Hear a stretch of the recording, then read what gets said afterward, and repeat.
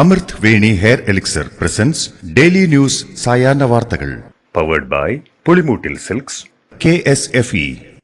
വാവ്, ഇയാളുടെ മുടിക്കിപ്പോ നല്ല ഉള്ള നീളം വന്നല്ലോ. എന്റെ മുടി നോക്ക്. നീ നിന്റെ വൈറ്റമിൻ ഡി ലെവൽസ് ഒന്ന് ചെക്ക് ചെയ്യ്. വൈറ്റമിൻ ഡിയുടെയും ഈസ്ട്രോജന്റെയും കുറവാണ് മിക്ക ലേഡീസിന്റെയും ഹെയർ പ്രോബ്ലംസിന് പ്രധാന കാരണം. സ്ത്രീകളുടെ മുടി വളർച്ചയ്ക്കും ശക്തിക്കും അത്യാവശ്യമായ വൈറ്റമിൻ ഡിയാലും ഹെർബൽ ഈസ്ട്രോജനാലും സമ്പുഷ്ടമായ ആദ്യത്തെ hair elixir Amrit Veni hair elixir for women. നമസ്കാരം, ഞാൻ പ്രവീജ വിനീത്. ഡെയിലി ന്യൂസിന്റെ സായാഹ്ന വാർത്തകളിലേക്ക് സ്വാഗതം. ഇന്ന് മെയ് 3 വെള്ളിയാഴ്ച. അമേഠിയിലല്ല രാഹുൽ റായ്ബറേലിയിൽ. അനിശ്ചിതത്വങ്ങൾക്കൊടുവിൽ റായ്ബറേലിയിൽ രാഹുൽ ഗാന്ധിയെ സ്ഥാനാർത്ഥിയായി പ്രഖ്യാപിച്ച് കോൺഗ്രസ്. മത്സരിക്കാനില്ലെന്ന് പ്രിയങ്ക വ്യക്തമാക്കിയതോടെയാണ് രാഹുൽ റായ്ബറേലിയിലേക്ക് നീങ്ങിയത്.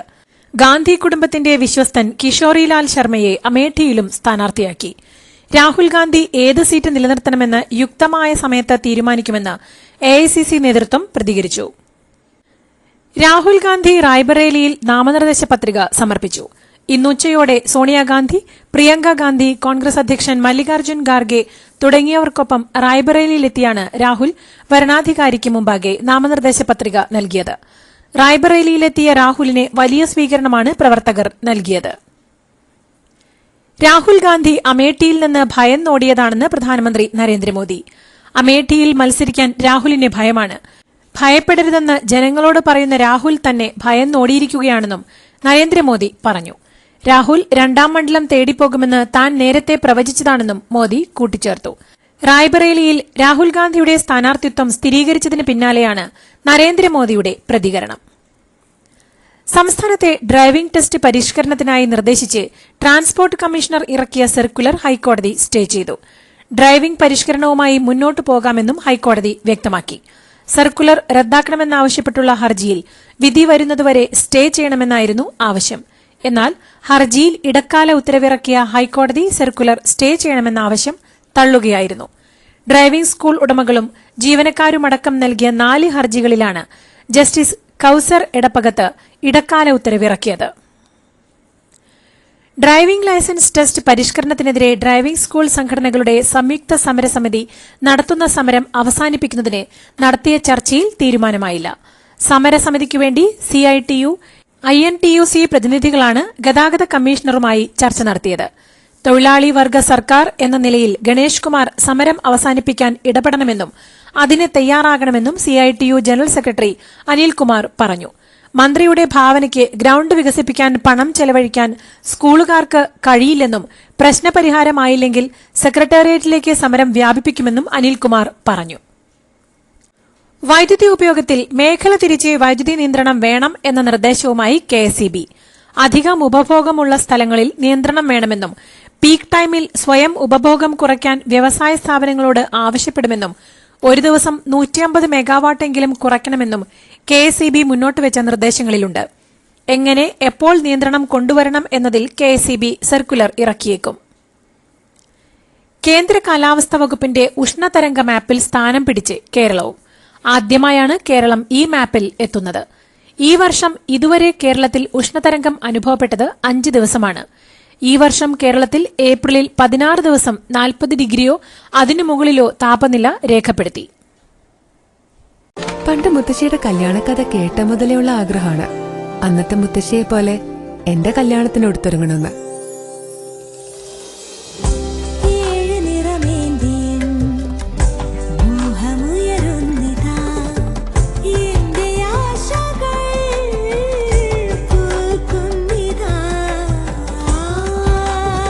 ചില ബന്ധങ്ങൾ തുടർന്നുകൊണ്ടേയിരിക്കും. Celebrating 100 years of Pulimoottil silks.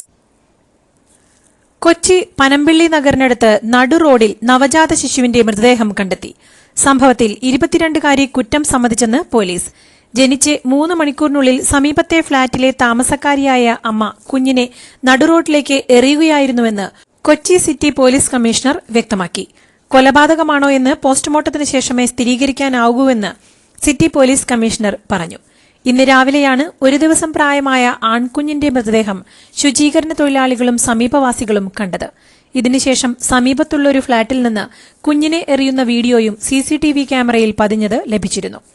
യുവതി ബലാത്സംഗത്തിനിരയായി എന്ന സംശയം അന്വേഷിക്കുന്നുവെന്നും കമ്മീഷണർ വ്യക്തമാക്കി. മകൾ ഗർഭിണിയാണെന്ന വിവരം മാതാപിതാക്കൾക്ക് അറിയുമായിരുന്നില്ലെന്നാണ് നിഗമനം. മാസപ്പടി കേസിൽ മുഖ്യമന്ത്രിക്കും മകൾക്കുമെതിരെ വിജിലൻസ് അന്വേഷണം ആവശ്യപ്പെട്ടുള്ള ഹർജിയിൽ വിധി പറയുന്നത് മെയ് 6 മാറ്റി. CMRLനെ ഖനനത്തിന് അനുമതി നൽകിയ ഉത്തരവും CMRLനെ അനുകൂലമായി തീരുമാനമെടുത്തുള്ള പ്രിൻസിപ്പൽ സെക്രട്ടറിയുടെയും ആലപ്പുഴ കളക്ടറുടെയും ഉത്തരവുകളും കേന്ദ്രം അനുമതി റദ്ദാക്കിയ രേഖകളുമടക്കം കേസ് പരിഗണിക്കുന്ന തിരുവനന്തപുരം വിജിലൻസ് കോടതിയിൽ പരാതിക്കാരനായ മാത്യു കുഴൽനാടൻ MLA ഇന്ന് പുതുതായി ഹാജരാക്കി. EP ജയരാജനും BJPയും തമ്മിലുള്ള ബന്ധം തെളിവുകൾ സഹിതം പുറത്തുവന്നിട്ടും അദ്ദേഹത്തെ LDF കൺവീനർ സ്ഥാനത്ത് നിന്ന് നീക്കണമെന്നാവശ്യപ്പെടാനുള്ള ധൈര്യം മുന്നണിയിലെ ഒരു ഘടകകക്ഷികൾക്കുമില്ലെന്നത് അത്ഭുതകരമാണെന്ന് പ്രതിപക്ഷ നേതാവ് VD സതീശൻ വ്യക്തമാക്കി. CPI ഉൾപ്പെടെയുള്ള ഘടകകക്ഷികളുടെ നേതാക്കൾ അധികാരത്തിന്റെ അപ്പകഷ്ണത്തിനുവേണ്ടി പിണറായി വിജയന് മുന്നിൽ ഓച്ചാനിച്ചു നിൽക്കുന്നത് രാഷ്ട്രീയത്തിലെ അപമാനകരമായ കാഴ്ചയാണെന്നും അദ്ദേഹം പറഞ്ഞു. ദല്ലാൽ നന്ദകുമാറിൽ നിന്ന് അനിൽ ആന്റണി പണം വാങ്ങിയെന്നും ഇക്കാര്യം 3 പേരോട് പറഞ്ഞിട്ടുണ്ടെന്നുമുള്ള മുതിർന്ന കോൺഗ്രസ് നേതാവ് PJ കുര്യന്റെ ആരോപണത്തിൽ PJ കുര്യൻ പേരുകൾ പുറത്തുവിടട്ടെ എന്ന് അനിൽ ആന്റണി പ്രതികരിച്ചു. PJ കുര്യനെതിരായ നിയമ നടപടികൾ പാർട്ടിയുമായി ചേർന്ന് തീരുമാനിക്കുമെന്ന് പറഞ്ഞ അനിൽ ആന്റണി ഇത് തന്നെയും അച്ഛനെയും ഉന്നമിട്ടുള്ള നീക്കമെന്നും ആരോപിച്ചു. അന്തർ സംസ്ഥാന സർവീസ് നടത്തുന്ന കോൺട്രാക്ട് കാരേജ് സ്വകാര്യ ബസ്സുകൾക്കെതിരെ KSRTC പരാതി നൽകി. രാത്രി സർവീസുകളിൽ നിയമം ലംഘിച്ച് സ്റ്റോപ്പുകളിൽ നിന്ന് ആളെ കയറ്റുന്നുവെന്നാണ് പരാതി. വലിയ വരുമാന നഷ്ടം ഇതിലൂടെ KSRTCക്ക് ഉണ്ടാകുന്നുവെന്ന് ഉദ്യോഗസ്ഥർ പറയുന്നു. ഉദ്ഘാടനത്തിന് മുൻപേ ആക്കുളത്തെ ചില്ലുപാലത്തിൽ പൊട്ടൽ. കണ്ണാടിപ്പാലത്തിന്റെ മധ്യഭാഗത്ത് വിള്ളൽ കണ്ടെത്തിയതിൽ ദുരൂഹത. ആരോ മനഃപൂർവ്വം കേടുപാട് വരുത്തിയതെന്നാണ് നിർമ്മാണ കമ്പനിയുടെ ആക്ഷേപം. സംഭവത്തിൽ ദുരൂഹതയാരോപിച്ച് നിർമ്മാണ ചുമതലയിലുണ്ടായിരുന്ന കമ്പനി പോലീസിൽ പരാതി നൽകി. കണ്ണഞ്ചിപ്പിക്കുന്ന നക്ഷത്രത്തിളക്കവുമായി KSFEയുടെ ഗാലക്സി ചിട്ടികൾ വരവായി. 100% സുരക്ഷിതത്വവും മെഗാ ബമ്പർ നറുക്കെടുപ്പിലൂടെ ഭാഗ്യം കടാക്ഷിക്കുന്നവർക്ക് ബെൻസ് കാറും ലഭിക്കുന്നു. ഒപ്പം 17 ഇന്നോവ കാറുകളും 170 ഐഫോണുകളും. ഗാലക്സി ചിട്ടി ഇനി ആഘോഷ ചിട്ടി. പശ്ചിമബംഗാൾ ഗവർണർ CV ആനന്ദബോസിനെതിരെ രാജ്ഭവനിലെ താൽക്കാലിക ജീവനക്കാരിയുടെ ലൈംഗിക പീഡന പരാതി. പരാതിയിൽ പോലീസ് നിയമോപദേശം തേടി. ഗവർണർക്കെതിരെ കേസെടുത്തിട്ടില്ലെന്ന് പോലീസ് വ്യക്തമാക്കി. 2 തവണ ഓഫീസിൽ വെച്ച് പീഡിപ്പിച്ചു എന്നാണ് പരാതിയിൽ പറയുന്നത്. എന്നാൽ ജോലിയിൽ വീഴ്ച വരുത്തിയതിൽ ഗവർണർ താക്കീത് നൽകിയതിൽ കരാർ ജീവനക്കാരി പ്രതികാരം തീർക്കുന്നു എന്നാണ് രാജ്ഭവൻ നൽകുന്ന വിശദീകരണം. ജനങ്ങളുടെ പരാതി കൈകാര്യം ചെയ്യുന്നതിൽ വീഴ്ച വരുത്തിയതിനായിരുന്നു ഗവർണറുടെ താക്കീതെന്നും വിശദീകരണത്തിൽ രാജ്ഭവൻ വ്യക്തമാക്കി. ഹൈദരാബാദ് കേന്ദ്ര സർവകലാശാലയിലെ ഗവേഷക വിദ്യാർത്ഥിയായിരുന്ന രോഹിത് വെമുലയുടെ ആത്മഹത്യയിൽ കേസ് അവസാനിപ്പിച്ചതായി തെലങ്കാന പോലീസ്. രോഹിത് വെമുല ദളിത് വിദ്യാർത്ഥിയായിരുന്നില്ലെന്ന വാദമാണ് റിപ്പോർട്ടിൽ പോലീസ് ആവർത്തിക്കുന്നത്. വ്യാജ സർട്ടിഫിക്കറ്റ് ഉണ്ടാക്കിയാണ് രോഹിത് പ്രവേശനം നേടിയത് എന്നും ഇത് പുറത്തുവരുമോ എന്ന ഭയം മൂലമായിരിക്കാം രോഹിത് ആത്മഹത്യ ചെയ്തത് എന്നും പോലീസ് റിപ്പോർട്ടിൽ പറയുന്നുണ്ട്. മാത്രമല്ല രോഹിത്തിന്റെ ആത്മഹത്യയിലേക്ക് നയിച്ച വ്യക്തമായ കാരണങ്ങളോ വ്യക്തികളോ ഇല്ലെന്നുമാണ് പോലീസിന്റെ റിപ്പോർട്ടിലെ വാദം. തമിഴ്നാട്ടിലെ സേലത്തെ ദീവട്ടിപ്പട്ടിയിലെ മാരിയമ്മൻ ക്ഷേത്രത്തിൽ ദളിത് വിശ്വാസികളെ പ്രവേശിപ്പിക്കുന്നതുമായി ബന്ധപ്പെട്ട് നടന്ന സമാധാന ചർച്ചയ്ക്ക് പിന്നാലെ സംഘർഷം. പ്രദേശത്തെ 2 ജാതി വിഭാഗങ്ങൾ തമ്മിലുണ്ടായ സംഘർഷം തീവെപ്പിലും അക്രമത്തിലും കലാശിച്ചു. ആൾക്കൂട്ടം പ്രദേശത്തെ കടകൾക്കും വാഹനങ്ങൾക്കും തീയിട്ടെന്നും റിപ്പോർട്ടുകളുണ്ട്. JDS ദേശീയാധ്യക്ഷൻ HD ദേവഗൌഡയുടെ മകനും JDS നേതാവുമായ HD രേവണ്ണയ്ക്കെതിരെ കേസ്. രേവണ്ണയുടെ മകനും ഹാസനിലെ JDS സിറ്റിംഗ് MPയുമായ പ്രജ്വൽ രേവണ്ണയ്ക്കെതിരെ ബലാത്സംഗ പരാതി ഉന്നയിച്ച KR നഗര സ്വദേശിനിയുടെ അമ്മയെ തട്ടിക്കൊണ്ടുപോയി എന്നതാണ് കേസ്. സമരം ചെയ്യാൻ വിദ്യാർത്ഥികൾക്ക് അവകാശമുണ്ടെന്നും പക്ഷേ കലാപാന്തരീക്ഷം സൃഷ്ടിക്കുന്നത് തെറ്റാണെന്നും പ്രസിഡന്റ് ജോ ബൈഡൻ. അഭിപ്രായ സ്വാതന്ത്ര്യം സംരക്ഷിക്കുന്നതിനോടൊപ്പം സമൂഹത്തിന്റെ സുരക്ഷയും ഉറപ്പാക്കണം.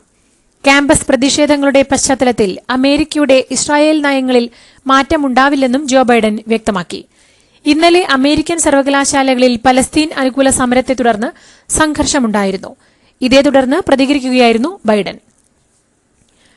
പെരും മഴയ്ക്ക് പിന്നാലെ തെക്കൻ ബ്രസീലിലെ ജലവൈദ്യുത പദ്ധതിയുടെ അണക്കെട്ട് തകർന്ന് ബ്രസീലിൽ പ്രളയം. പ്രളയത്തിൽ മരിച്ചവരുടെ എണ്ണം 30ആയി. പ്രളയം പൊതുദുരന്തമായി പ്രഖ്യാപിച്ചിരിക്കുകയാണ് ബ്രസീൽ സർക്കാർ. പ്രളയത്തിൽ നിരവധി പേരെ കാണാതാവുകയും 5257 പേരെ മാറ്റിപ്പാർപ്പിക്കുകയും ചെയ്തിട്ടുണ്ട്. ഇതോടുകൂടി ഇന്നത്തെ ഡെയിലി ന്യൂസ് സായന്ന വാർത്തകൾ സമാപിക്കുന്നു.